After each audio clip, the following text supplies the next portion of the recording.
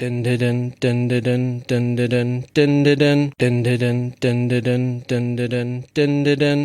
Doctor, this is my section. Earth is under my protection. Planet of birth is Gallifrey. I've got two hearts, your life is saved. Run into the Master Raw Missy. Come on, Alonzo. Alonzi. I am a Time Lord. No, I'm not rich. 12 bodies a man. Now it's time for a switch. Don't look like that. I'm in great health. You were expecting someone else? Regeneration. Oh, such fun. When I say run, run, run. What's up, my boy? Peace and sanity. Sorry, mustache. Reverse the polarity. Sometimes I'm north, but always a limey, wibbly wobbly, timey wimey. Jump in the TARDIS, go for a ride. It's bigger on the inside. Exploring all of time and space. Oh, what's that? Exterminate. Cybermen or Daleks, maybe. Would you like a jelly baby? Time's ticking, we'd best go. A new adventure, Geronimo! I am fantastic, so are you. Best come with me, I'm Doctor Who.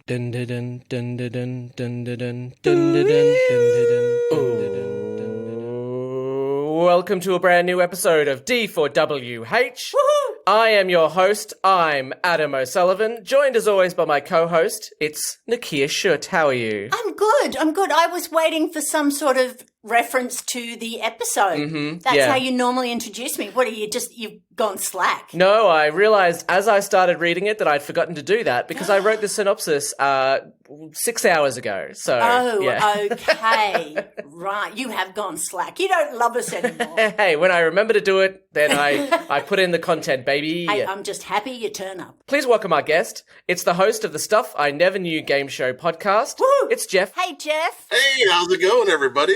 I am Jeff. I've been that way all my life. Hey, thanks for joining us.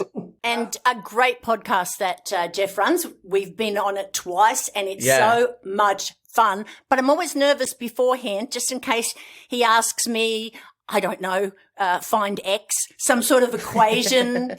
Thank God it's just trivia. Is that how you teach your husband Dave about sex? You just say find X? Yeah, and you've find drawn an X somewhere on your body? No, Sure, still my thigh. But anyway, did we tell you that this is explicit? Yeah, I was going to say, do we want to leave a pause? So, Jeff, if you want to interject with anything about Nicchia's body, just go ahead. Just go for it. Now, this X location, I've never heard of this. yeah, like every other man. Yeah. This is the first time we've had you on our podcast. What's your history with Doctor Who? I knew it existed. I know a couple people who really like it and have watched, I don't know how many episodes. It seems like there's 60 years of it, but a ton of episodes. And it seems like you're either all in or you've never even watched an episode. I think it seems that most people who have watched an episode go all in. Yeah, I think so. And to those friends of yours, they must be fantastic people. And I'm sure I'd adore them. You probably would. Yeah. But it is that sort of show. You either love it or you hate it, or actually you have a third option. You're like, I don't know. It's not for me. Well, I can't wait to see which way you're leaning towards, Jeff, by the end of this episode. We shall see. So you knew it existed, but you had never watched an episode until you did for this podcast? Correct. And if you want to talk about strange things in the universe that come back to you, I do have a weird story about Doctor Who, and just by coincidence, it exactly references the episode you assigned for me for my first episode. Oh, wow. That's awesome. Jeff, it must be fate that we gave you this episode. We got you to watch this episode. What's the story? Tell us. Yeah, tell us. It must be. In the office where I work at, we have a cardboard cutout of our spokesperson. It's a life-size, 6-foot-tall cardboard cutout. And we've become masters of hiding it around a corner or looking through a door or on the elevator so that when we can scare anybody with this 6-foot life-size cardboard cutout of our spokesperson, and which is a great, you really want to have a spokesperson that scares people. Yes, yeah. I think you do. Who's your spokesperson? Dracula. It's actually David Faraday from the Golf Channel. He's a golf announcer.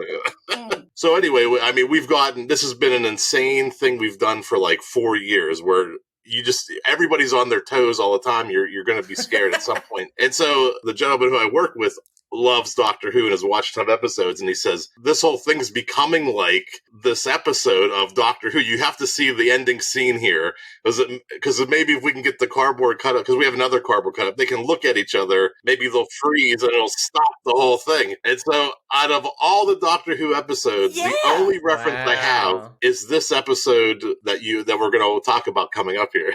That's incredible. That's amazing. So now next time you see him, you'll be like, oh my God, you can't believe what these Aussies made me do. They made me watch this damn episode you keep talking about. I want to know who, as a spokesperson, is happy to have a life-size cardboard cutout. I would be unhappy because I'd be worried what people would do with it when I wasn't looking. Hide you around the office and scare people with and other things. Yeah, I don't think he knows about it. So that's he does now. I literally just want to get a 6-foot cardboard cutout in Nicchia just for that exact reason now. I'll tell you, it's the best investment you'll make. It's nothing. You'll get her in kind of like a wrestling pose, like about to lunge and put you in a chokehold. That would be perfect. I would rather have a life-size cardboard cutout of a weeping angel. Because that would scare the shit out of Dave every time he walked out the house. I would want to get 2 of them. One of you just looking normal, and then the second one of you going, rah! Oh, God. Oh, still made me jump. I've watched this episode a million times, and it still made me jump. Okay, so our episode today is Blink, Series 3, Episode 10, written by Stephen Moffat and directed by Hetty MacDonald. Originally aired on the BBC Saturday, June 9th, 2007. We start as we always do with a short synopsis. Sally Sparrow gets a message from the Doctor, who is stuck in 1969. Turns out the Weeping Angels are here in London and have the TARDIS.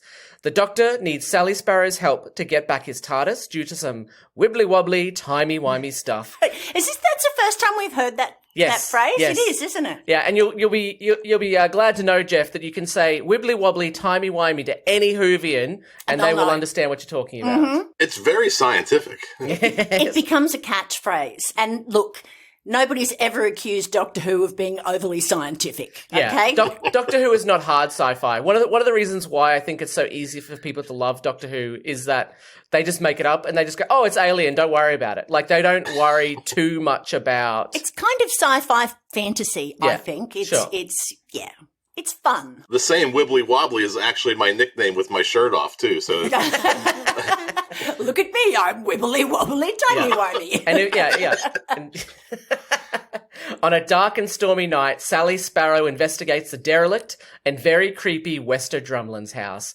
I thought she was saying West of Drumlins. So did I. But it turns out Wester Drumlins is the name of the house. Ah, that's a stupid name for a house. Yeah. Who came up Sounded with like Wester Drumlins? And I was like, how do people know what she's talking about? Drumlins could be anything. The Duke of Drumlins and, I don't know, one of his... I mean, they had some stupid names. He was probably Sir Wester Drumlin. I don't know. Yeah, who knows? Bloody English, you can't trust him with names. Sally is apparently investigating the house because she likes old things, and not because there's been multiple disappearances connected to the house. Does she know that? I don't think she knows that. There's been so many, like when we see the amount of cars that are in the police station, like surely the police would have, the newspapers would have reported on this sort of thing. Well, maybe she doesn't read the newspaper. I don't know. Maybe they hushed it up. But the police officer is like totally fine to take her down and is like, come on, check it out. That's because he really likes her and he's a bit hot. I was a bit hot for him. I think that this is Stephen Moffat at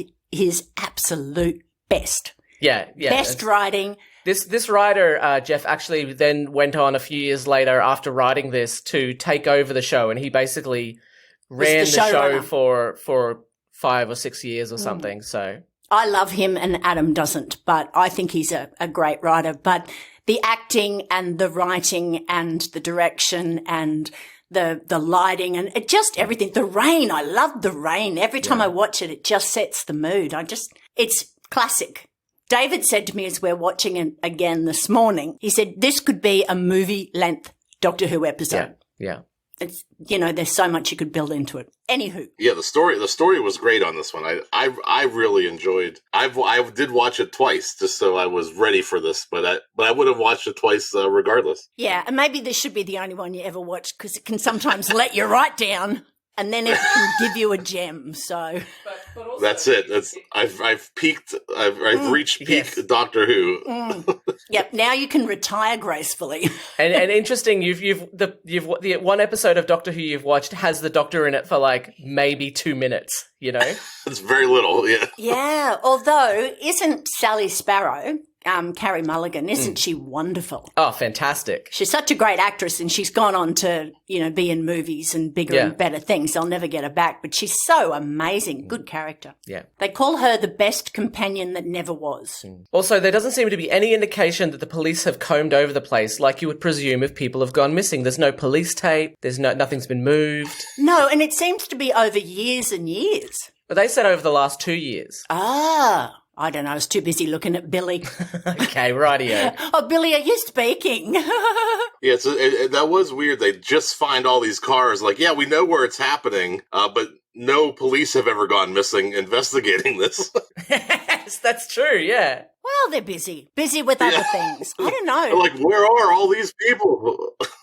Yeah, and they left their car running. I mean, did the angel run at them? I always think, how did you leave your car running and get caught? Maybe they got the key and they were like, maybe this is the TARDIS. Like, no, just a normal car again. Damn it!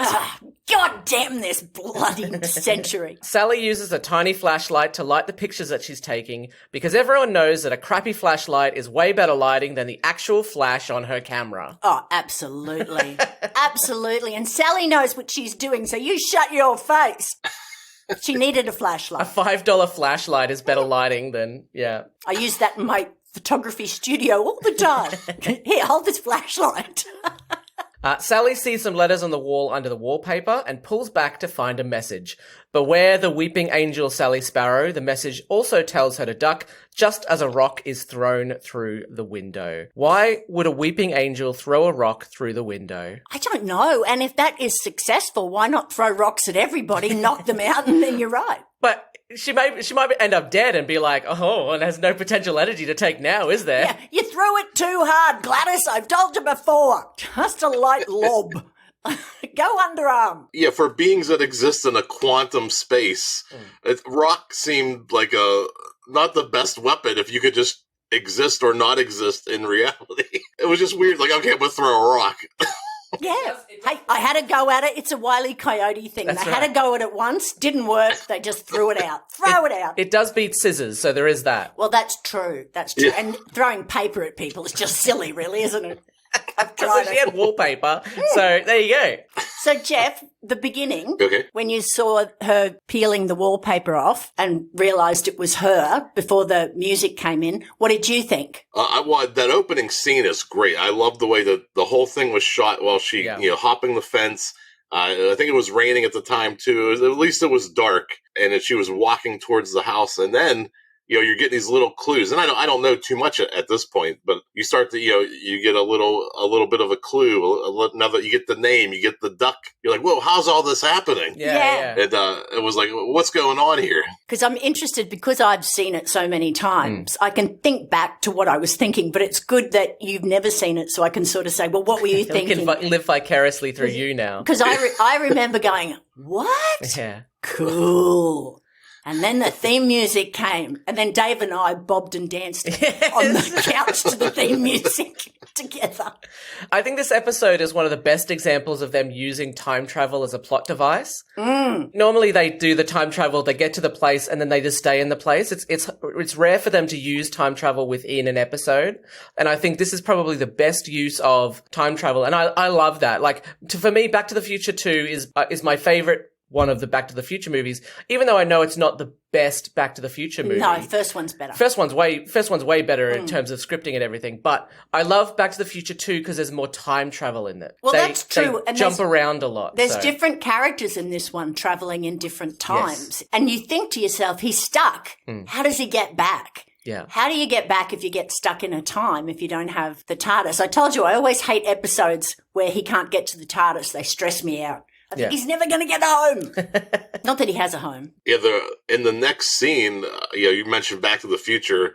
There's almost a line for line Back to the Future line. Where's that? Whenever the letter carrier arrives, Oh yeah. yes. when she takes her friend back, Yeah. he does say, "We were betting at the office if you would actually be here," and I was like, "That's from Back to the Future." Yeah, it is. That must be too. why, because I thought he was from a law firm or something. And you're right, that's from Back to the Future. The lawyer turns up and is like, we've had this letter in our thing for years and years. And I realize now that that's why I got those mixed up. I forgot that it was her grandson. Yeah. Because they do the similar thing in Back to the Future where he has the letter that's been sitting around, that sort of thing. So, and quite frankly, if that was my grandson, I would be very disappointed because he was missing his top lip. It was not there. I don't know where he left it, but he needed one desperately. And all I could do was concentrate on the fact that this guy had no top lip. Frustrated me. Also, this letter that he's had for 20 years, his grandmother gave to him and was like, this is super secret. You must do exactly what I say. And he just hands it over and he's like, well, I'm done. I'm going to leave. Yeah. I would be reading this letter going, what the fuck's in this letter, man? I think I'd be hanging around going, just read the letter. Look, you can have a tanty later. Just read the bloody letter to me. And she's quite mean to him, isn't she? Yeah. I thought. Had you heard the Doctor Who theme music before, Jeff? I think so, but I don't think so. It sounded familiar. And I remember thinking how that opening sequence looks so dated. Like, even only 14 years old. Yeah. Even though I didn't know if that was intentional to kind of have that 80s, 90s look to it, or if it was just something that was 2007. Yeah. It's just dated. I mean, it's got a DVD shop. That's true. The Doctor Who has also always kind of been a little bit at the cutting edge of well, at least somewhat CGI. They were putting in CGI, maybe just when is becoming more mainstream. So yeah, and some of their CGI is better than other bits. Yeah, I mean, you should check out the CGI that they were doing in the 80s, Oh, God, yeah. But you've got to remember Doctor Who has no budget, doesn't have like a Star Trek budget or anything like that. Sock puppets. The BBC are pretty scabby with the money. Whereas some episodes, they wanted to have a character called K9 who's a robot dog, but they couldn't put him in more episodes because the puppet kept breaking. And they were like, we just won't deal with it this episode. Yeah, and he couldn't go over rocks and,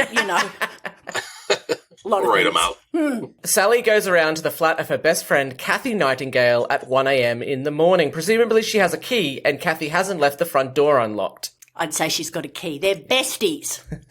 Do you have Beck's key to Beck's house?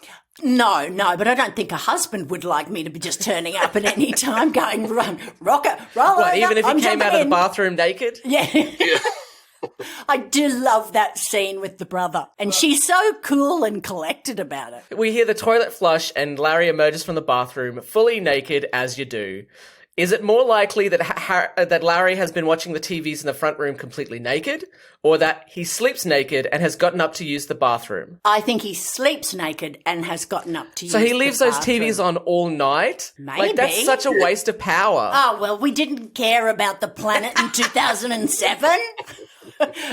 Well, we don't now either, but we didn't know we should care in 2007. Sure. Yeah, the heat that those 15 TVs must have generated. Yeah. Yeah. No wonder he was naked. Yeah. The electricity bill must be through the roof. He's in a small room with 15 heat-producing televisions. I gotta take this clothes off. Yeah. I think if he's naked watching DVDs, I don't even want to go there. That is not a Doctor Who sort of same 17 DVDs. Yeah, that's not a Doctor Who thing. What sort of DVDs do we think that Sally Sparrow has? Yeah, I was thinking about that. I don't know. She would have documentaries. Titanic has to be on it. She's a Titanic girl with Jack and Rose. There would be sad ones because... oh, yeah, she said she likes being sad. likes Yeah, sad. so definitely Titanic then, yep. That's a maximum death count in that movie. I know. Lots of crying in that. What else do you cry a lot in? So basically a bunch of romance movies. Love Actually. No, you don't really. I remember when I was a teenager seeing The Way We Were with Barbara Streisand and Robert Redford, and I've never cried so much in that movie as I did.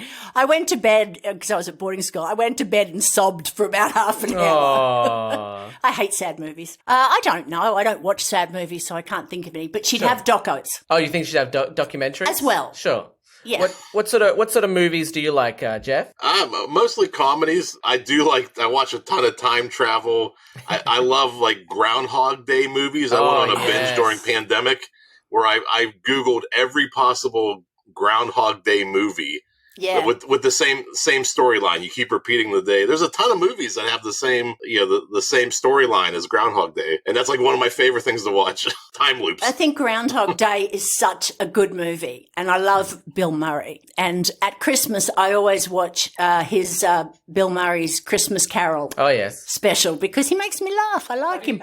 Jeff, talking about Groundhog Day movies, have you seen the one that has Andy Samberg in it? Oh, it's Palm Springs. One of my. That's a great one. Yeah, it's another great one. So good. Yeah, I really enjoy it. Yeah, I haven't heard of that. Yeah. It's on Amazon Prime, I think. Here. Yeah. All right, Palm Springs. Yeah, it's really, really good. All right. Yeah, it's Andy Samberg, and it's the mom who was the mom of How I Met Your Mother. Oh. That's who plays. She's only in a couple episodes towards the end of the series, but she's the girlfriend, in the movie, the love interest of the movie, I should say. Yeah, she's also in another series called Made for Love, which is like I thought it was a movie, but it's a series. I started watching that. I haven't watched any since, but it was quite good. Yes. Yeah, it's not bad. Ray Romano and his her father. I was surprised that Ray Romano and was his girlfriend who's a doll. But it's one of those it's one of those series where, like, literally in this episode, why does no one go to the police? Yeah. It's like in that one they try to be like, well, he controls everything, and it's like, yeah, but anyway, this isn't a Made for Love podcast. This is a Doctor Who podcast. That is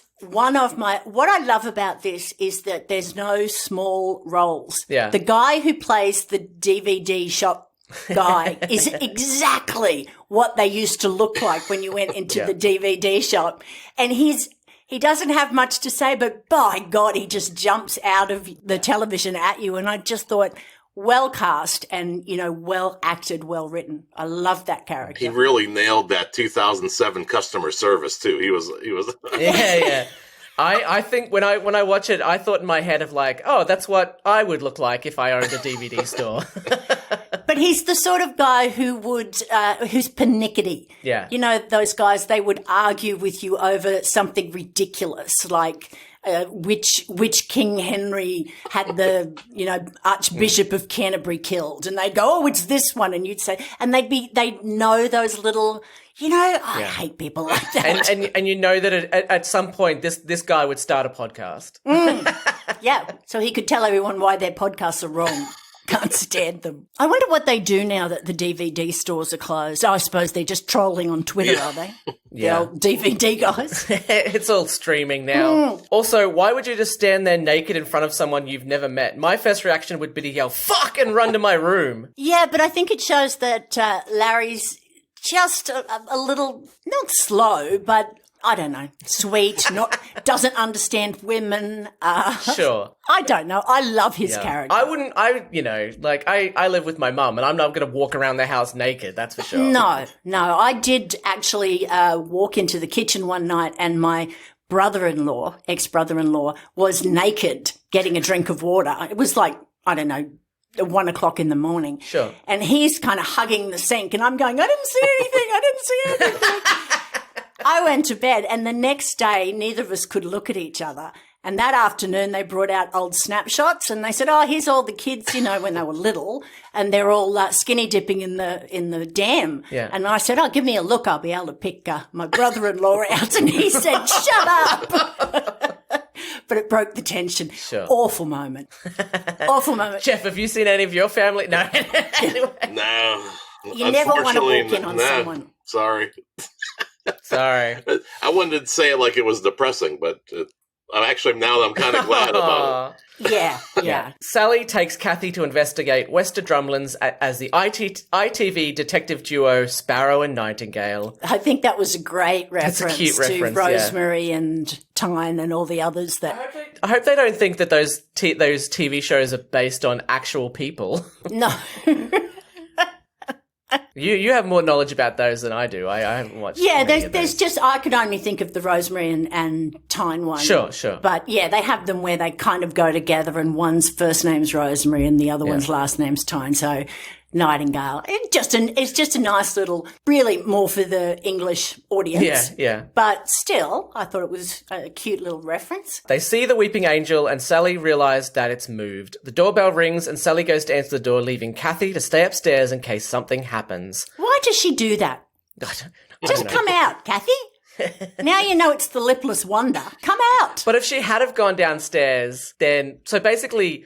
The only reason she gets attacked by the weeping angel is because her grandson turned up at the house on the day that so she basically caused herself to get kidnapped. So if she'd walked out, would he have poof, disappeared? Maybe. Dun, dun, dun.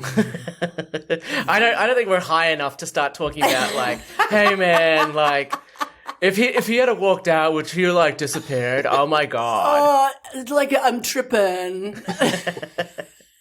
At the door is a young man holding a letter, which he was asked to deliver to this address at the exact time. Presumably, this young man in a suit also jumped over the fence like Sally and Kathy did. That's right. Yeah, I suppose so. Because he doesn't have a key. No.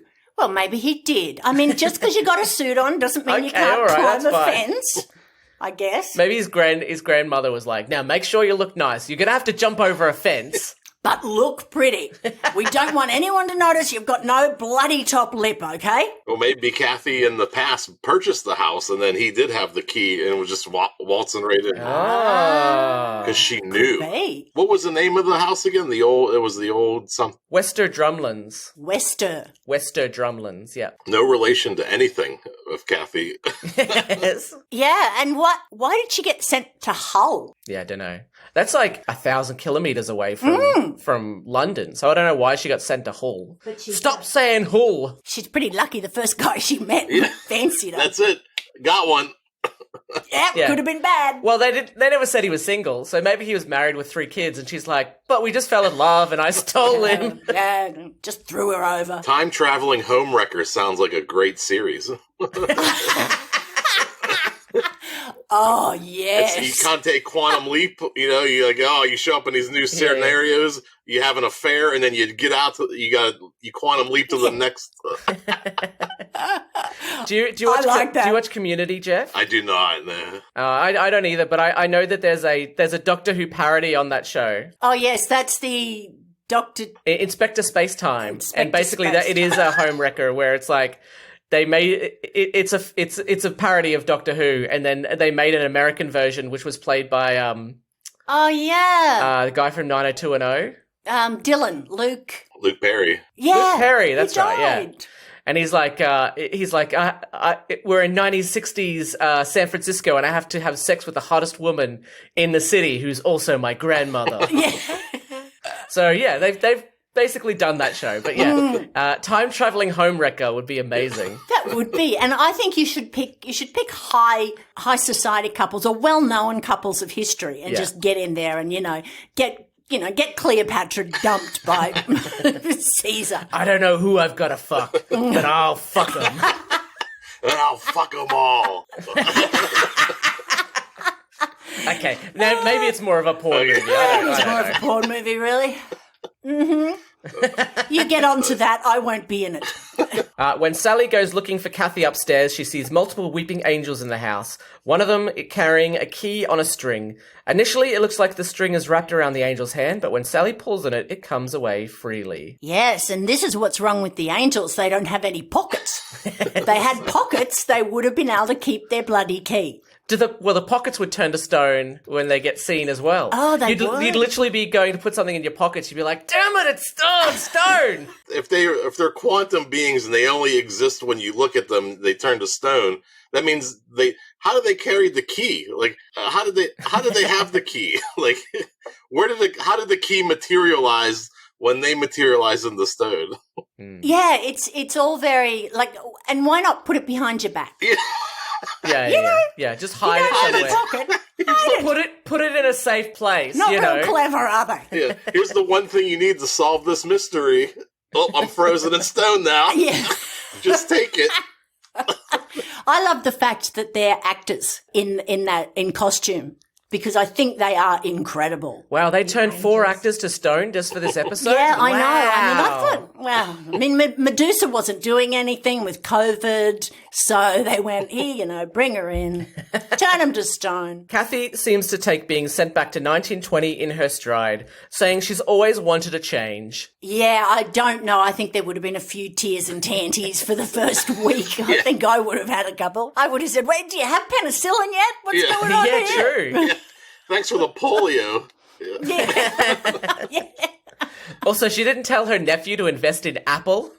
Yeah.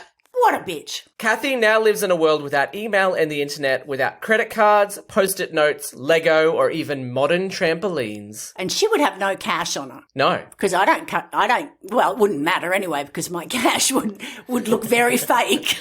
But, it would be, you'd have nothing. And you've got a pair of jeans and a leather jacket on. It seems, they'd probably burn you for being a witch because you didn't have a dress on. Actually, considering I'm in debt, it sounds pretty good to me. So, yeah. Let's just take me away to Hull. That's fine. Like, that's the best way to get away from your creditors. Yeah. Yeah, it's a bit drastic. However, I can see it would work. As you die of starvation in a ditch, you would think at least I didn't have to pay back that money. She's lucky she lived to 80 rather than just dying from polio or smallpox or something. Or the measles. Because she wouldn't be vaccinated against it. No, she wouldn't either. Because we don't have it now. No. Anyway, this is the sort of crazy stuff that we think about. We love the episode, but also we will just talk about random stuff like this. Well, that's interesting because I think when I was in high school and primary school, we got inoculated for like TB and polio and smallpox and stuff like that. So bring it on. I'm going back. Hey, well, there you go. And all I got to know is get a mouldy orange and it's close to penicillin. I'll go with it. Just eating mouldy oranges. Like, it's great. How did Nicchia die? She ate a bunch of mouldy oranges and fucking carked it. She was going to die anyway of fever. Also, we have no records of her whatsoever. That future lady with her mouldy oranges. Yeah. No, they're good for you, people eater. I love that's going to be the bad guy of Time Traveling Home Wrecker is Nicchia eating moldy peaches. Like, yeah, you want to wreck this home, do ya? God, no, stay away from me. Eat a moldy orange. It is great. Like, you have so much information about the future, but you get some things wrong, like in medicine and how things work. Yeah. And you think, I'll just be healthy by eating moldy oranges. Yeah, I know. And you wouldn't know. And then your sensibilities would be so different that, say it was, Regency, Jane Austen times. Yeah. If as a girl, if I just walked over to you and went, hi, Jeff, how are you? They go, my God, scandalous bitch. And then I'd be known as a light skirt and chucked out of society just because I said hello. Well, yeah, the only reason she survived is because Ben defended her every time someone went, she's a witch! She's a witch! No, she's not! No, she's hot. It's okay. Yeah. Oh, okay, don't worry about it. She'd hot me there. Kathy asks Sally to tell her brother Larry that she's gone. Sally goes to the DVD store where Larry works and tells him that Kathy has gone on a work trip. Now, we know that Larry will find out about the Weeping Angels later and know the truth about Kathy eventually, but at the moment it just sounds like Sally is acting super suspicious, especially after the police come around looking for Kathy when she stops going to work. Yes, and I love the way she says, and she loves you, and he goes, is she sick? Yeah. Am I sick? But if Larry never found out about the angels, the police would come around and be like, hey, have you seen your sister? No, but her friend said that she's gone on a trip. That sounds super suspicious, considering no one's heard from her in months. My friend said she got up early in the morning and went for a run. And she doesn't know what happened after that. I mean, I was with her, but I mean, well, she went on a vacation. But no, I was with her. Yeah. Like, there's just no way out of it. Like, yeah. Basically, that's what you hear in those, docu-series where they're like, people were murdered. And the first excuse is always like, oh, yeah, she went on a trip. And the second one was like, oh, yeah, I saw her. But when I left, she was real depressed. I would say, I don't know, suicidal? Yeah. No, the husbands always say, she got up early and went for a run. Yeah. And I don't know what happened after that. She ever gone for a run before?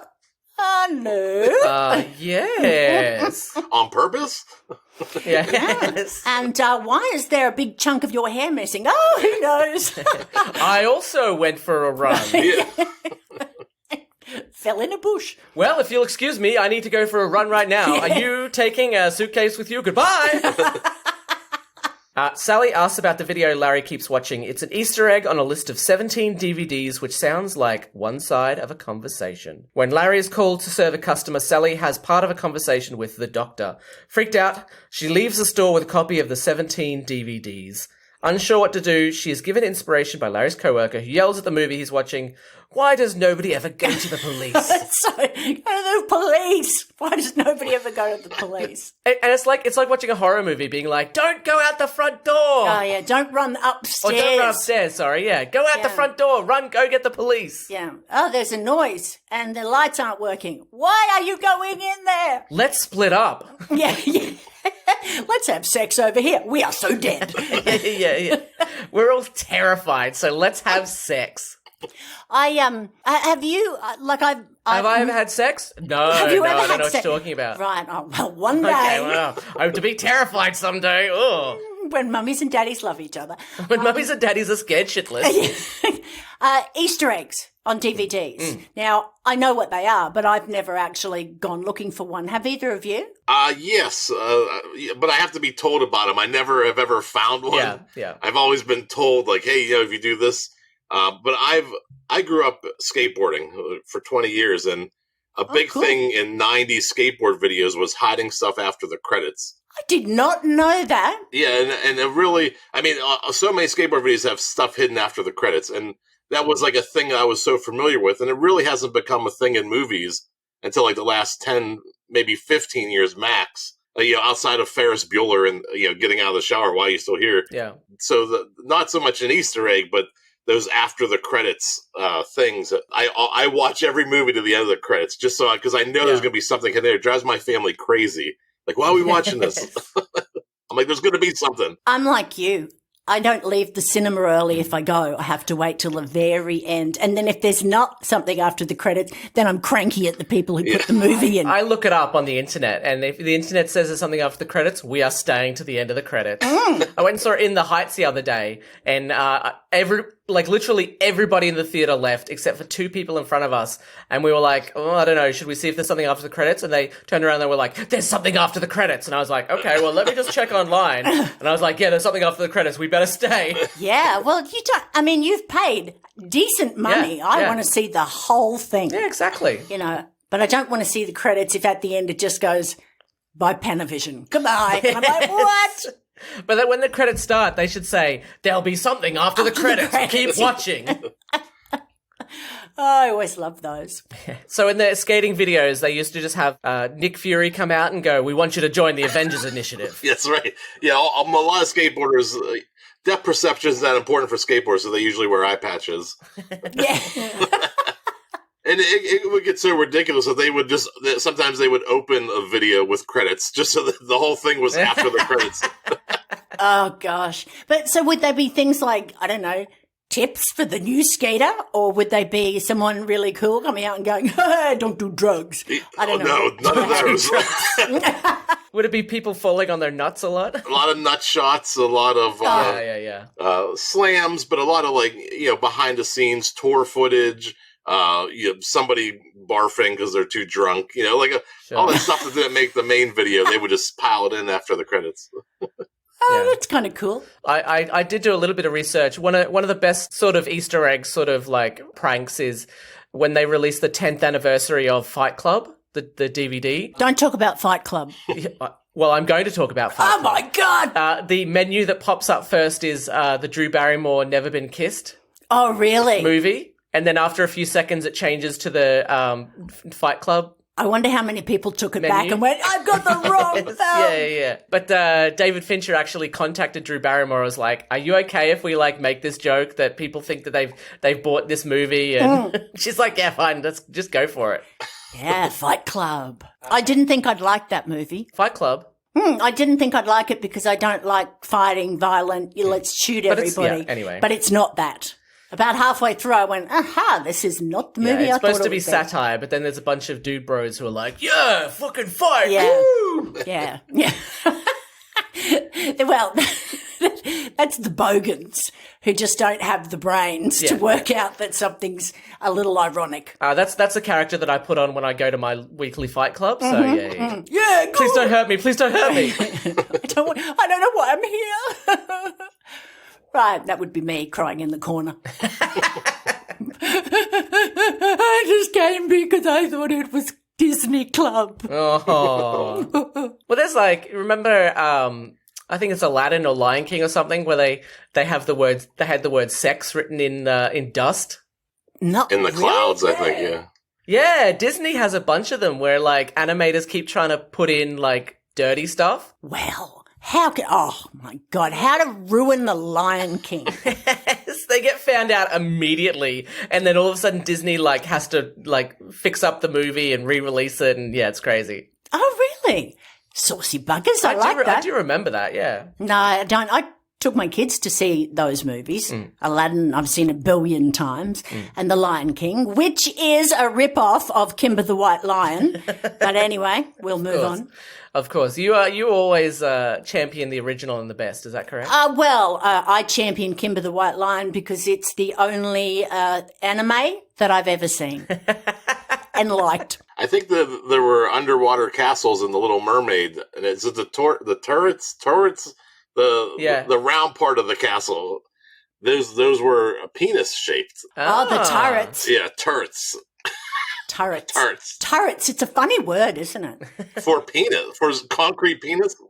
Penis is also a funny word. So there's an episode, I think the second one of the new series of Doctor Who, and they've got a space station that's whirling around, and it just looks like penises all joined together. I was looking at it going, oh my God, that is so phallic. Just penis heaven. Space wieners. That's right. I mean, in this episode, we have an actual penis, you know. Sally sees an actual penis. She does, and it does not disconcert her at all. Well, it mustn't be that impressive if she's like, whatever. Yeah, we kind of mentioned this, but we talked about one of the cars was left running and when I heard that, the first thing I thought, some guy was just drinking, got out late at night to pee on the side of the road, was peeing through the fence, and then this little concrete hand like reached through and sent him back in time, right on his penis. Can you imagine that? What are you doing? I don't know. I was just pissing, and now I'm here. Now I'm in 1920. Oh, that's hilarious. Do you, like, if you were urinating in present time, you get touched by the weeping angel, do you end up in 1920 still peeing? Well, I think you would have to, wouldn't you? Yeah. I would think so. Well, there you go. That's interesting. Does the flow continue? Yeah, would you end up in 1920 still drunk? Yes, you would. Well, you'd probably be throwing up because, anyway. Blech. At the police station, Sally mentions Wester Drumlins and is introduced to DI Billy Shipton, who is looking after the Wester Drumlins case. Multiple people have driven up to Wester Drumlins and disappeared, leaving their cars outside the house, which now sit empty under the police station. What I love about that scene is the cinematography, the mood that it's set with the rain and the lighting, and it's really good. Yeah. I really loved it. And you really get a sense and get an attachment to Billy Shipton really quickly. I did anyway. Yeah. You know, yes, he's good looking, but you just get a sense of who he is, which is hard to do sometimes when you only have a character on the screen for a short amount of time. And also in that scene too, she looks out the front window of the police station and there's two angels on the church. Yeah. Right? So the angels have been released from the house somehow, and they're in a town with millions of people. They can just take millions of people, but they're only there to get Sally. Yeah, and that's what Dave said to me. He said, how did they get the TARDIS back to the house? And I said, well, probably millimetre by millimetre. Every time someone blinked, they went, what? Freeze. Hurt. Really take you a while. Stop, go. It's the eternal game of green light, yellow light, red light, stop. Yeah. It'd be very annoying being an angel, wouldn't it? Especially if you were trying to tell a long story to your mates. Imagine that. Stop looking at me. I need to tell the Don't story. Look at me. Oh, you dickhead. Now we're stuck. Because they do mention the angels feed off of the rest of your life, and here they are. They're in Centered City, in town. Yeah. And there's people everywhere, and they're like, we just want Sally's blood. Yeah. Well, they want the key and the TARDIS, I guess. Yeah, well, they could have, had an hors d'oeuvre of like 100 different people and then done Sally. But no, they know where the TARDIS is now. So like, okay, we'll come back and we'll visit this later. Yeah, that's true. Where they're going, what we should do. Shut up, Gladys. You've always got stupid ideas. That's how I think their conversations I assume go. that Weeping Angels don't have their own TV shows. No. Pretty boring. And the Doctor does mention how fast they move. They move faster than anything you've ever seen. And if they move so fast, they're always getting caught. Like they're always frozen.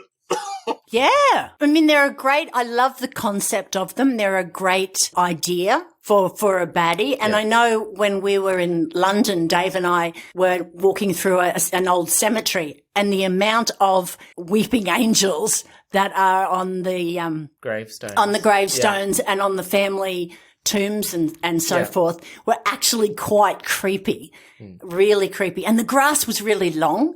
And we were walking through, and I said to Dave, come and walk through that long grass. There'll be snakes. And then we went, we're in the UK. No snakes. Yeah, I will say this episode has terrified me of all inanimate objects. Like, yes. Yeah. And Doctor Who's very good at that. They take something that's normal, and then they're like, oh yeah, by the way, it can kill you. Oh, not Twinkies. Yes.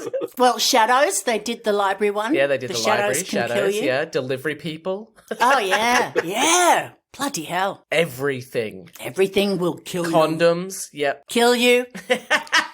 Especially if they're supposed to look like prop maggots. From back in the day. They weren't actual condoms. They were supposed to be maggots or something. Well, the maggots were condoms filled with some sort of liquid, and they had to pin them down to get an aerial shot.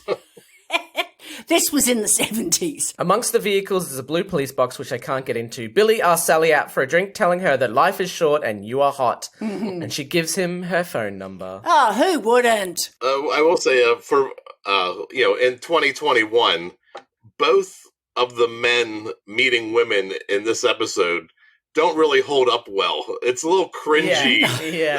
It's a little cringy watching it. Like, I'm like, oh my God, that's how writers viewed men picking up women in 2007.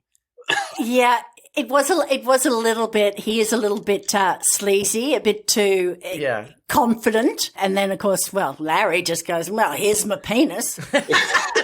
Off you go. But I mean, his one saving grace is he doesn't mean to do it, I think, That's not unusual in this day and age, is it? Now, normally you just pop a photo up. But the writers also write Sally as, like, super cool with it all. Like, in a lower level garage, getting trapped by an officer, aggressively asking her out for a drink instead of trying to find these missing people. He's like not even concerned. Yeah, and she is very well. There you go. She's what I call grew up in the 80s woman. Oh yeah, they're all going to fondle me later, but we'll get over it and move on. Well, I think we're supposed to be okay with it because she's like, okay, you're hot as well. So. Yeah. Anyway, yeah. All these people are dead, but I'm going to get my dick wet. That's like Should you be looking for them? Yeah, I've got all these cars. We could have taken them to an impound lot, but no. We'll just keep them in the basement of the police station. It's fine. Yeah. It's things are busy. One of them was an Audi, so, fucking take that for a ride every now and again. Well, you'd think the Audi owners would be, missed at some point, wouldn't they? I'm sure they're all missed. Yeah, I know, but wouldn't rich people be missed more? Sure. Whereas these people, Povo, didn't miss them. I don't know. They had a Tirana. Maybe all it was one rich person went missing, and then the family hired a private investigator who also went missing. Yeah. So they hired another private investigator, and it's just multiple private investigators. They were like, yeah, this guy went missing, and all these 17 other cars are just fucking private investigators. And then the family drove up and they went missing. Well, that explains why the cop doesn't care. That's like the lowest rung on the law enforcement totem pole is private investigators. That makes sense now that the cop didn't care at all about them. I like that. I thought you were going to say the cop doesn't care because he's like, yeah, eat the rich. He's like, who gives a fuck? What are you doing, Sally? Everybody that went missing, their families turned up to see if they could find them, and then they weren't missing, and problem solved. Yeah. Because nobody's looking. He's probably like, hey, if you think the people going missing is fucked up, let me tell you about the murder cases I do. It's fucking crazy. He makes the mistake of blinking and ends up in 1969 trying to, although if you watch carefully, you can see the actor blink as he moves towards the angels. Also, to think that he'd go almost 30 seconds without blinking is a bit crazy. Well, that's true, but I've tried it. It is really hard not to blink. We tried it when we were in the cemetery in West Bromley going, look, I blinked. It's really hard. Jeff, I'll ask you this first. How long do you think the record is for not blinking? 4 minutes, 15 seconds. Nicchia? God. 1 minute, 12. I should preface this by saying the Guinness World Record doesn't have a record for longest stare without blinking. Probably because they're worried that people will hurt themselves trying to do it. Probably. So it's only people who've self-reported, but apparently multiple people have been able to stare without blinking for over an hour. What? Yeah. Bullshit. That'd dry your eyes out. I mean, how much Visine did they have to use in their eyes? Maybe they got water bottles and they're like squirting into their eye. Lying there in bed. Are you sleeping? Yeah, but I can't close my eyes. What's the longest eyes open staring into a fan? That's like... like 10 seconds, yeah. Well, also, hard to not blink when you're scared. You know, if you're scared, your eyes will blink. Well, Larry says later on that he can't blink because he's too scared.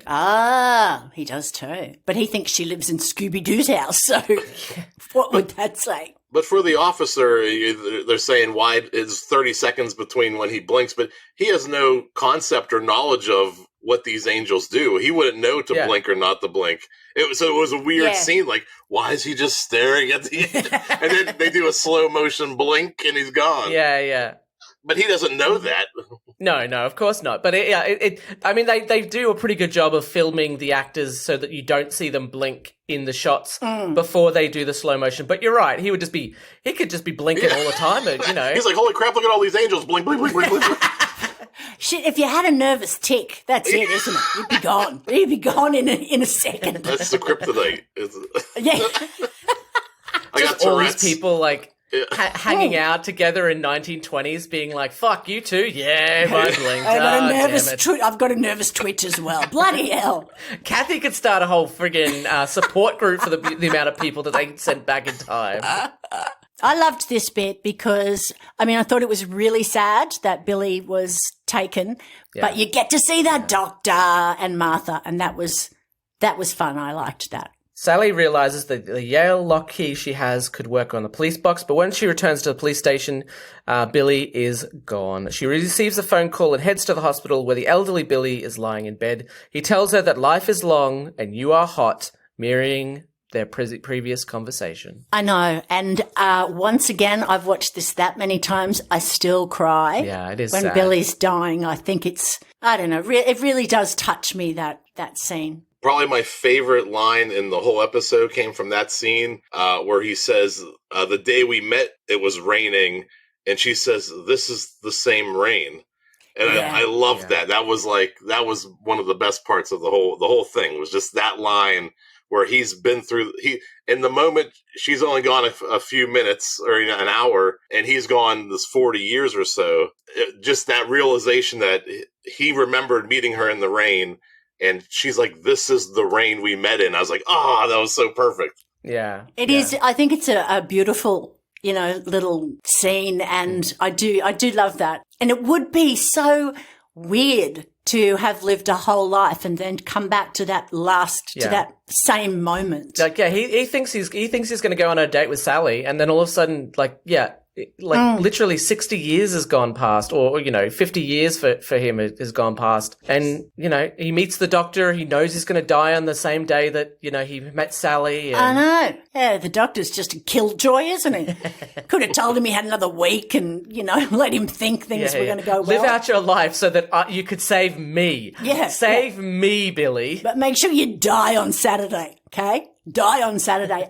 Jeff, so that's the first time we see the Doctor and his companion Martha. What did you think? I just went back to my notes. There was a line he says when they're sitting on the curb against the wall, and I don't have the notes in there. The one thing that is in my notes is I forgot to comment on when they are in the house. Oh, the angels cover their face, except for one angel dabs. It like does the it covers his eyes with the elbows and it's doing a dab.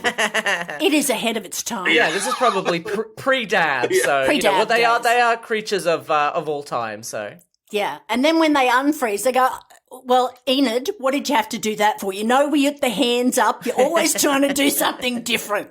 Yeah, I wish I knew. The Doctor does say a great line when they're sitting. About hens, about his wibbly-wobbly, timey-wimey device, and it can boil an egg. it goes ding when there's stuff. Yeah. Yeah, It can boil an egg at 30 meters, whether you want it to or not. Yeah, I can't remember. I wish I would have wrote it down, but that scene is another great scene where you're kind of getting more into what's happening, Yeah. You're getting a little more backstory to, this is what happened. This is what we got to do. It's going to take some time to get there.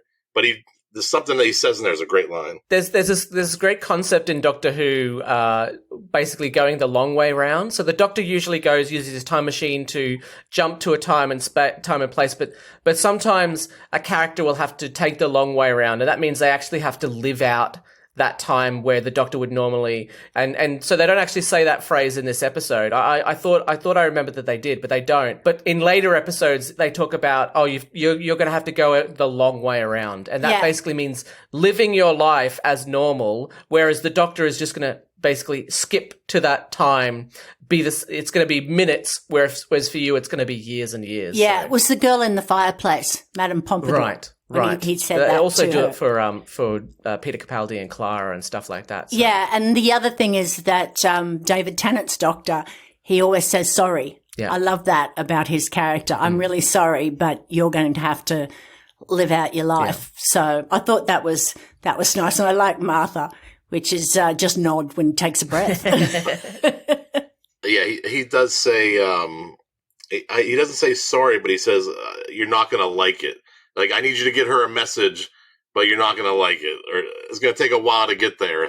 Yeah. As we say, even 1969 would be easier if you went back to there, because you could probably work out, how to conduct yourself. But it would still be hard to just start again. Yeah. With everything. I don't know. Well, and they don't have any documentation. There's no record of them existing because they don't exist yet. So they have to go and get new documentation, and they can choose whatever name they want. And they're like, I'll just keep the same name. That'll be fine. Yeah, that's true. We went through a thing about, it was a long time ago now, I suppose, where we all had to bring our birth certificates in to work. And that was like 20 years ago. And if we didn't bring them in, I used to say, well, what are they going to do? Because I was working in Toowoomba. I'd been born in a Toowoomba hospital. So I said, what are they going to do? Deport me to Toowoomba? I'm already here. But we all had to bring in our birth certificates to prove we were who we said we were. And that was that was a big change in, how things had gone before, I guess. Maybe that was people just running around pretending to be you or Billy Smith, or I don't know. That sounds so weird.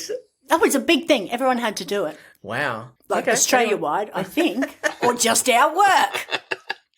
It was probably just you. They wanted to know. They didn't trust you, Nicchia.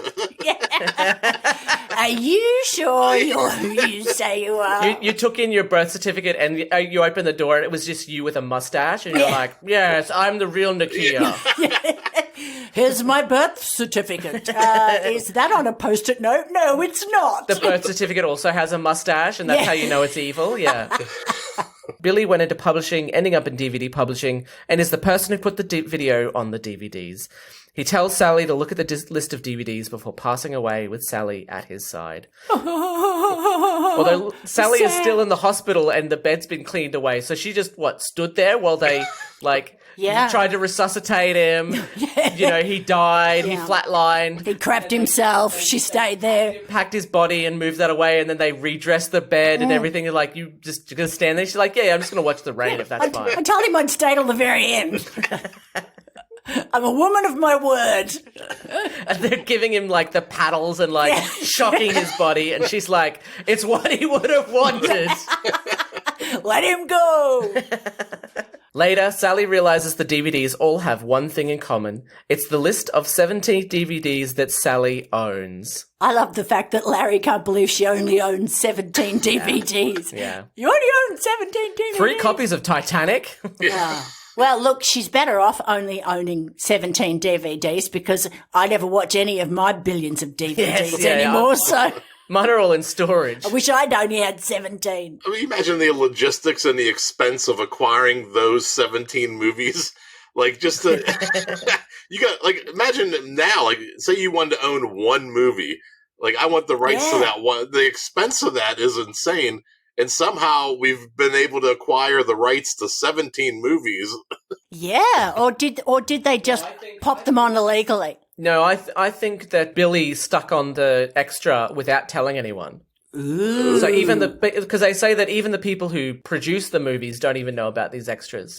So Billy, but basically the production companies could take Billy to court and be like, what the fuck is this thing you've put on our DVD? Yeah, so Billy's in the back room going, That's why he had to die. He's like, I regret nothing, bye! It wasn't me, Your Honour. Get out of here. But I think if they went to Billy and said, listen, you did this with the DVDs, he'd go, well, what about the 55,000 people who are missing from West of Bromwell? Whose cars are out there? They're like, we don't talk about them. Yeah. Oh, yeah. I'll explain to you exactly why I put that video on the DVD. All you have to do is meet me at West of Drumlins, and I will tell you all about it. Yeah. See you in 1920, bitch. Bye! I mean, sure, I've given you the entire plot of the missing people on the DVDs. As the doctor tells them, like, they're coming for you right now. But like how did you know about that? There's one part where we hadn't seen it before where he's kind of telling them a whole lot. Yeah. So why these people on the internet have been going, oh, what's he talking about? Hey, listen to that speech. Don't it's the whole blink. bloody story. They're quantum locked. They do this. They got that. You could have solved the whole case. Yeah, I'm sitting there thinking, if this was on it, what the hell are these people doing? Right, there are these statues, right? They're called weeping angels. He pretty much says that. And Sally calls it a weeping angel at the start. So that, like, they already know that they're called weeping angels. Yeah. So, like, just say, oh, weeping angels, don't blink, blah, blah, blah. Okay, good. Yeah. Let's get the guy who can keep his eyes open for an hour, keep him around at all times. Oh, yeah, anyway, I just think if they've spent a couple of years trying to work it out, then dumbasses. Larry plays the DVD Easter egg from the beginning, and Sally has a conversation with the doctor. He knows what she's going to say thanks to Larry, who transcribes her part of the conversation. Martha works in a little shop and supports the doctor in 1969. I love that. I love that when she says, he promised me all of time and space and now I've got to work in a shop to support him. He's so useless. The doctor's transcript runs out and the weeping angels attack. Whilst Larry keeps watch, Sally tries to find a way out, but the angels have locked them in. She finds a door down into the cellar and Larry rushes down to her. There, that minute they find the where Larry's, you just know he's going to look away. Yeah. The first time I watched that, and he looks, and it comes back in the teeth, and it's right in his face. First time I jumped, and I even jumped again watching it, even knowing it was coming. It's the only episode of Doctor Who I've ever seen in my whole life that really did get my heart racing. I love that, the teeth, and they're right there in his face. And you know, we were talking to Anne and Sam in the last episode, and Anne was talking about how some episodes of the new series are genuinely scary, and she was worried about showing them to her young child, you know. I've never found, started watching as a little kid, so I don't remember ever being scared. Sure. So, Jeff, there's a big thing in the UK and in Australia that a lot of kids were terrified of Doctor Who. So the music would come on and they'd run screaming out of the room, my husband being one of them. And I could never understand that because as soon as the music came on, I was like, yeah, adventure, we'll go. But this one did make me jump a few times. Yeah. It's good episode. Yeah, the second cut especially, when it's the close-up, but that whole scene, is Larry his name? Is that his name? Yeah, Larry. Yeah. His face is turning before, like, he's trying to keep eye contact, but he wants out of that room so bad. Oh yeah. Like, by the time the face is in his face, he's at like 45 degrees turned, like trying to get out of the room in any way possible. It's really, I mean, you feel the tension. I love that. That's a few tense moments because I wouldn't want to be Larry being in charge staring at the bloody angel. Yeah. I'd want to be Sally running around trying to open doors. Well, there's that bit where he turns his head like really quickly to see if Sally's behind him. And I'd be like, if I was him, in that split second when I turned my head, I'd be blinking like a million times. Be like, okay, got to get them all out. All right, back. Okay, I've done all my blinking. Yeah. Yeah, if you're going to look away, get your blinks in. Yeah, exactly. You wouldn't want to look away and still not blink and then turn back and be like, oh, fuck, I'm still on the clock. Damn it. I should have blinked. The angels try to turn off the lights, although I don't know why they would have the light on in the first place. Surely you just keep the light off and then none of the angels could see each other and they could just walk around, do stuff, you know. Yeah, I don't know. Did Sally and Larry turn the light on? Oh, maybe. I mean, they could have, I guess. But you think they would have turned it off a bit earlier, the angels. I think when she looks down the step that the light is on. Yeah, it looks like it's already on. So. Yeah. But I do like that. They're trying to get in. You just know the keys. You can't get the key in. They're coming in. You think, oh my God, they're going to go. Sally and Larry rush into the TARDIS where a recording of the Doctor tells them they have an authorized control disc valid for one journey, the DVD that Larry is still carrying. That means that anyone who owns any of the 17 DVDs that Sally also owns has a control disc for the TARDIS. That's very true. That's very true.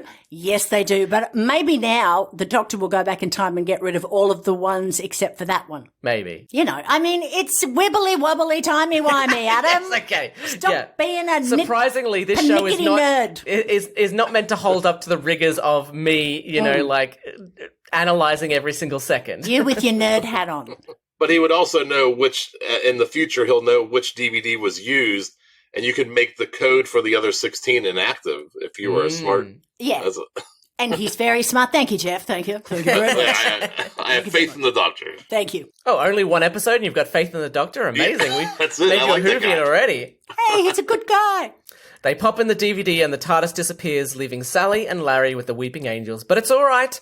The Doctor has tricked the angels into staring at each other, meaning they can never move again. This is the one thing that bothered me. Yeah. When they stand up, aren't they blocking the angels' view that from bothered each me other? too. Yeah. I had a problem with that. I was like, stop standing in their vision. Like, move. Get down, get down. That's in my notes right there. I was like, wait a second. As soon as he stands up, because they're not blocked like you think across. They're kind of, two of them are like on the sides facing each other. And then the other two are, I don't think the math even works out in their positioning. Yeah, it has to be like their peripheral vision because there's two angels who are looking at each other and then the other two angels are just both staring at those two angels.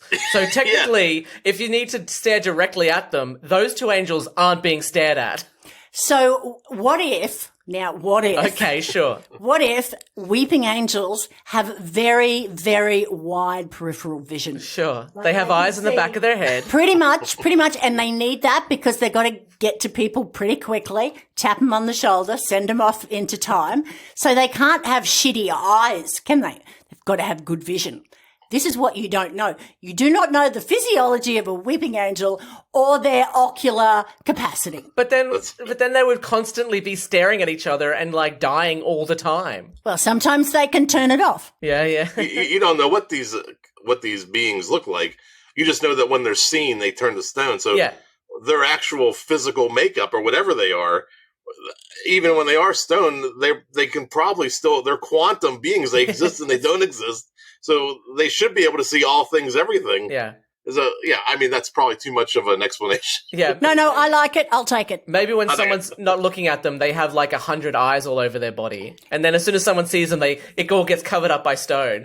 Maybe they're like octopuses until someone looks at them and then they turn into angels. An octopi. Octopi. Octopi. Like cacti. A year later, presumably after the investigation into Kathy and Billy's disappearance have died down, Sally and Larry own the DVD shop now called Sparrow and Nightingale. Oh. How sweet. But Sally's still troubled. Sally hasn't been able to let the Weeping Angels go. She doesn't know when the Doctor gets all his information. While Larry heads out for milk, Sally sees the Doctor and Martha through the shop window and pieces it together. The Doctor gets all the info from her. I love that, how it ends. I love that. Yeah. I think that's just so cool. Yeah, and so the Doctor and Martha are on an adventure that we never see. Like, that's not from I mean, it would be amazing if that was from an actual episode. Yeah, 4 things in a lizard. Yeah. And the red hatching. Well, just that section where they meet, Sally. But yeah, it's just a random, they basically, the Doctor has adventures that we never see. Does that happen throughout? Because I was wondering that too. Does that timeline come back into play somewhere else? Or is that a thing that happens often on the show? No. Yeah, so we don't know what that adventure was, but there'll sometimes be something, particularly in what we call, these are the Dr. Light episodes. There'll be you'll see the Doctor, he's doing something, but you don't really know what the adventure is. You don't go on it with him. But I love the fact that Sally can then let it go, and then she and Larry can be loved up. Yes. Sally gives them the information they'll need later on. She holds Larry's hand, insinuating that there might be more to their relationship, and giving schlubby guys like me false hope that they have a chance with someone as hot as Carrie Mulligan, instead of her ending up with a super cool and similarly hot Billy Shipton. Well, you know. Unrealistic expectations. That's not true. She's seen his penis. I mean, Okay, well, sure. Once you see a penis, that's it. You really don't want to lead with the message, as soon as she sees your penis, she will fall in love with you. Well, isn't that what they think nowadays when they send their dick pic? She'll love me when she sees this. She met you for 2 seconds out the back. Right. We are left with the notice that any statue anywhere could be a murderous weeping angel and told not to blink as the credits roll. Loved it. Dun, dun, dun. And that's Blink. Is there anything else anyone would like to mention about Blink before we give it a score? No, I mentioned the dabbing angel. That's That's the peak, yeah. What if that was a time-traveling weeping angel from the future that knew about 2018 and came back and dabbed in the 07 episodes? There's a weeping angel that does planking, and it's just from that very specific couple of months where that was a thing. Yeah, and the other angels hate them. Oh, you're so showy. You got to dab. There's one angel frozen in an ice bucket challenge. Like, what are you doing? Millicent, stop it. As we do, we like to give the episode a score out of 5, 1 being the worst, 5 being the best. Nicchia, would you like to go first? This is so easy. In fact, the last 2, before this, the 2-parter, same score. These 3 episodes are 3 of my very favourite ever. Yeah. It's a 5 out of 5. I love it. Yeah, I'm going to do the same. 5. Yeah, it's been a good run. It's been a good run. Yeah, I was going to give it a 5 as well. I love everything about this episode. I know I like it, and then I watch it again, and I just love the use of time travel, and I love the way things are set. Carrie Mulligan is amazing. The script is amazing. It has so many good lines. So yeah, it's I love Carrie Mulligan. I have a non-sexual crush on her. I have a very much sexual crush on her. And I love the wrap-up that she's the one who gave him the info that saves in her past. Fabulous. Yeah, we've had a great run, waiting for it to go downhill. Pretty sure it's about to happen. Anywho. And Jeff, out of 5, what would you give this episode? Well, it's hard for me to give a fair score because I haven't seen any other episodes. So if I go 5, I can't go. What if there's a better episode? So because I'm a rookie, and this is my first episode, I have to go 4, which will give me an authentic score. I have a range now if something's better or worse. So that means all my future Doctor Who scores will be 3 point something if this is truly one of the best episodes. And that's going to skew your numbers all through history. Well, listen, don't feel bad about it. It's just if you think this is a 4, well, hold on to your hat. Well, no, I think it's absolutely excellent. Oh, that's awesome. That's great. Now, Jeff, I've got a question for you. So the Doctor is a Time Lord. He's from Gallifrey. He's racist Time Lord. Did you say he's a racist Time Lord? No, I don't think he's a racist. I haven't. There was a time traveling racist in one episode, but it's not for many seasons. No. Okay. No, that's his race. He's called a Time Lord. And he gave himself the name The Doctor. That's not his real name. He gave himself that name to illustrate his goals and who he is. So to do no harm, to help, to show courage, and so forth. So what we do here is we ask everybody, if you were a Time Lord, what would your Time Lord name be? You would be the something. What is the term or the phrase, the term that you think, or the phrase, sums up who you are or who you aim to be? So Adam's Time Lord name is... the nerd, in case it hasn't been glaringly obvious. Because he just picks and picks and picks at things.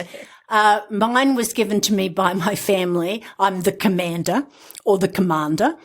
My husband asks lots and lots and lots of useless questions, so we call him the Inquisitor. So to think about that, what would you have as your Time Lord name?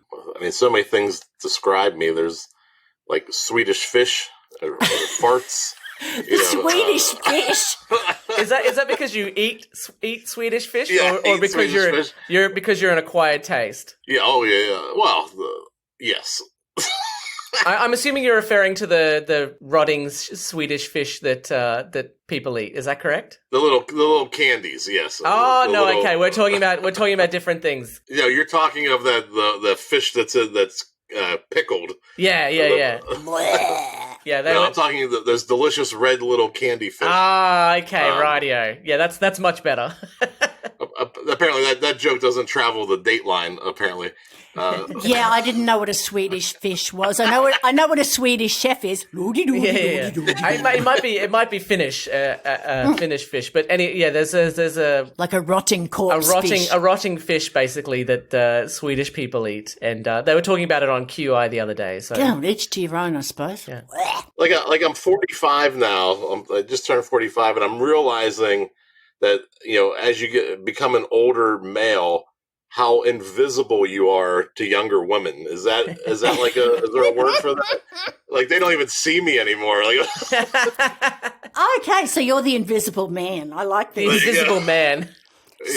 So when we go on an adventure and we jump out of the TARDIS, there's the nerd, there's the commander, and there's the invisible man. What do you bring to our adventure as we're going through? Well, it depends if people notice him or not. No one did. Yeah, no, I'm able to get in and out of any situation because nobody even knows where I'm at. I'm very sneaky. And it's not that I'm good at being sneaky, it's just that people don't care about me anymore. All right, the invisible man. I like it. Well, thank you so much for joining us, Jeff. It's been a pleasure having you. Oh, thank you so much. This was a blast. I watched the episode twice. I watched it once with my daughter just today, and I really enjoyed it. I'm glad you introduced it to me. Oh, that's so cool. Yeah, what did your daughter think? Yeah. She did not like it. Oh, no. It was a little scary for her. Yeah. Oh, how old is she? 15. Oh, okay, right. I thought you were going to say like 8 or something. Yeah. No, she was on the couch sick, and she was. I think she just kept looking up every time. Like, sure. A fang angel would stare at the screen. Yeah, and the angels are scary. Yeah, they are the scariest monsters. So there's no issue with being afraid of them. Yeah, the Daleks aren't scary; they're annoying. But yeah. Anyway, anything you'd like to plug? Obviously, you've got the Stuff I Never Knew podcast. Where can people find that? Well, you can find it everywhere. Your podcast. Released is the word I'm looking for. I released episode 100, and I just stopped. So if you want 100 episodes, they're all there. I left them up. They're archived. Oh, wow. There could be future episodes. I'm working on live entertainment, and I'm working on a live venue. I built a ticketing system so that my goal is to do both live and virtual shows simultaneously. So I've been able to build that part out, and now I'm looking for spaces, and you're going to see some new things coming from me, including the Stuff I Never Knew Trivia Game Show podcast. We'll be back, cool. But it's going to be a live in a studio audience environment. Oh, so, awesome! That would be a lot of fun. So cool. Yeah, I'm excited about it. It's like a 5-year project, all coming. Yeah. It's all coming together now. I'm even legally a business. Ooh, fancy! Well done. Yeah, it's gotten to the point where I can't just say it's a hobby anymore. So, which is a good problem to have. So I can now pay taxes. We're not a business yet. So if someone wants to get in and usurp us and take our business name, go for it. No. We had our 100th episode and we did it drunk. Yeah, we did a drunk episode. We told everyone we'd do it and we did. And I don't want to do it now for another 100 episodes. Yeah, I think that one was just for us. I think so. I did enjoy it. Are you the first one that said you don't want to do it again with Adam? I don't want to do it with Adam. No, I'm sure multiple guests have gone to Nicchia. Can you just make sure he doesn't invite me back? No, I want to do the drunk one with Adam because he got way drunker than anyone else. Yeah, I did. Yeah, I think I drank 3 times more drinks than anyone else did. And I was drunk enough. You can catch the hosts on Facebook at Nicchia Schutt Comedy and Adam O'Sullivan Comedian. D4WH is on Facebook, Twitter, Instagram and YouTube. The podcast is available on Podbean, Apple Podcasts, Spotify, Stitcher and many more. Nicchia also hosts Neighbourhood Watching with Beck and Nick, looking at the weird and wacky neighbours just over the back fence. Available where all podcasts are. Adam regularly works with Big Fork Theatre in Brisbane. You can find him in some of the online shows on the Big Fork YouTube channel and also has sketches in the Get It In Ya podcast. If you enjoyed D4WH, please consider jumping onto our Patreon and donating. We release episodes early and for as little as $5 a month, we release mini episodes in between our normal episodes. D4WH is part of the Nerd Infinite, which can be found at thenerdinfinite.com. All right, thank you so much for joining us. Until next time, keep searching the skies for the Doctor. Goodbye. Goodbye. This has been a production of the Nerd Infinite. And then the sound of dragons spitting fire and stuff. What? Why are you looking at me like that?